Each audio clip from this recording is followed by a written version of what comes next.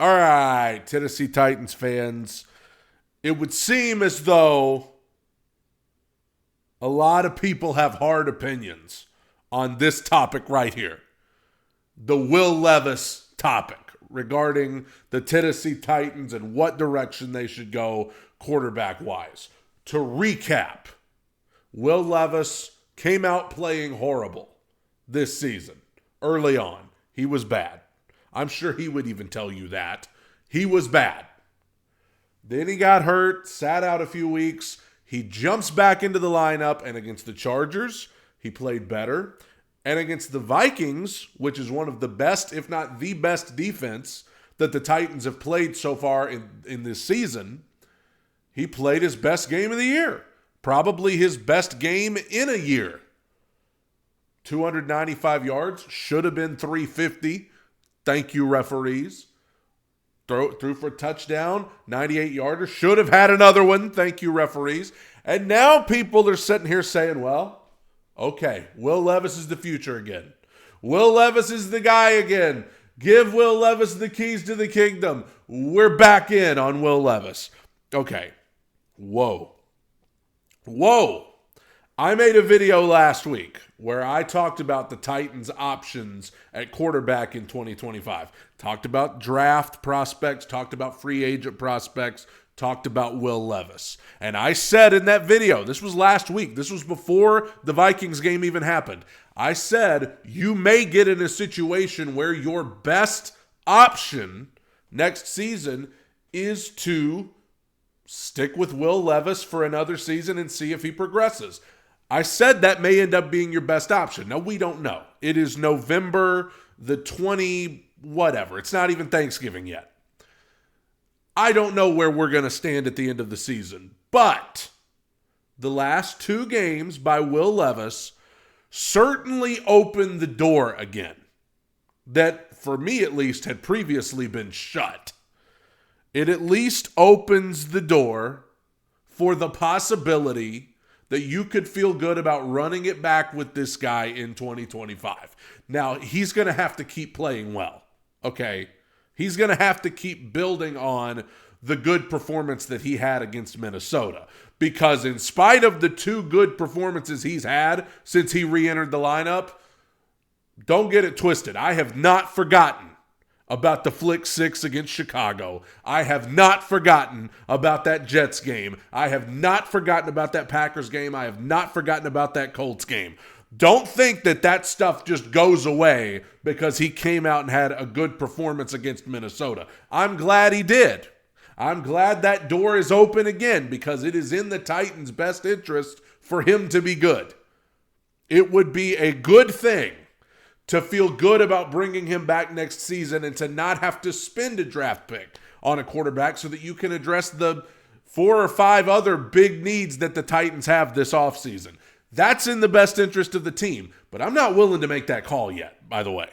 I'm not willing to make that call yet. I need to watch these final 7 games of 2024 before I just jump on the bandwagon of, Will Levis is the future. I'm going to need to watch a little more. Now, if he continues to play well, if he continues to do... Now, keep in mind, the Titans' schedule actually lightens up a little bit. They got to play the Jags twice. They got to play the Colts again. They got to play Cincinnati. They got to play... even Houston, I don't think, is as good as Green Bay or Detroit or Minnesota or some of these teams that the Titans have already played. So there is certainly an opportunity for Will Levis to put together some good performances with these final 7 games. And who knows? Maybe by the time the season ends, we'll be sitting here saying, hey, our best option is to run it back with him. But I'm not willing to say that yet because I ain't forgotten. Some of y'all forgot. I ain't forgot about Chicago and all those other games I talked about. I ain't forgot about that yet. But I also understand this, and this is a valid argument. Will Levis, new offense, lots of new weapons. We knew it would be tough to kind of get into the swing of things. He got started on a bad note. His confidence was shaken. Hey, maybe setting out those few weeks and just taking that opportunity to reset, maybe that was good for him. Maybe he's going to build on what he did against Minnesota. I need something to get excited about with this Titans team, so at least it gives me reason to watch the freaking games, okay? But for right now, yes, the door is open for Will Levis to be the guy again in 2025. I did a video all about it last week. You can go watch on the channel. I'll even put a link to it at the end of this video where I talked about why I was iffy about the draft class coming out, quarterback-wise. I'm iffy about Shedeur. I'm iffy about Cam Ward. I'm iffy about Carson Beck and Quinn Ewers and all of those guys. I'm iffy on them. Free agent-wise, there's nobody that's going to be available this offseason that really gets me excited. Sam Darnold, Justin Fields, no thank you. I'm not interested. So we need to pray, okay?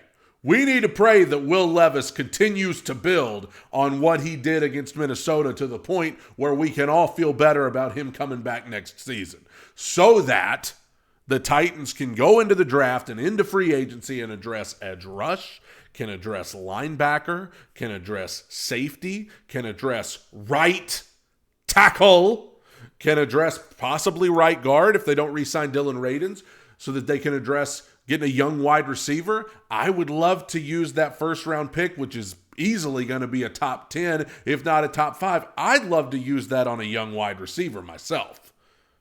I don't know how deep this class is at right tackle. I don't know the situation there. I haven't done a lot of research on the draft other than quarterbacks, but I would love to just be able to address those needs, and the only way that happens is if Will Levis is good enough to run it back with him in 2025.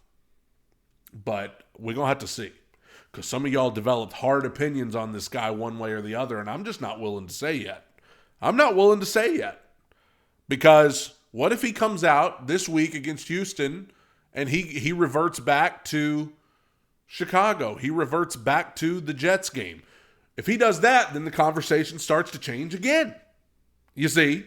So I say hold your horses on developing hard opinions. That's why we need to watch these final 7 games. Some teams are watching these final 7 games to see if they can get into the playoffs, to see if they can, get into the division race or whatever. Not us. We're watching to see if our quarterback's good enough to bring back next year. That's the main thing we're going to be watching for in these last 7 games. And you know what? A few weeks ago, I would have said absolutely not. But now I'm at least willing to say the door is open on that possibly being the case. But we're going to have to see. Because one good performance does not negate all of that crap that I had to sit there and watch early on in the season. Unless we forget, even though this is a good performance, they still only scored 13 freaking points. Now, some of that's because of the referees. God help me not say something I regret. Some of that's because of offensive line, dear God. But, and his pocket presence was still not perfect against Minnesota. He still had some issues, but it was a lot better. Nobody's going to play the perfect game. Let me know what you think. Have you developed a hard opinion on this topic? Hop in the comments below. Let me know. Or maybe you're like me. Maybe you're sitting here going, dude, I don't know. I got trust issues. I got trust issues when it comes to Will Levis.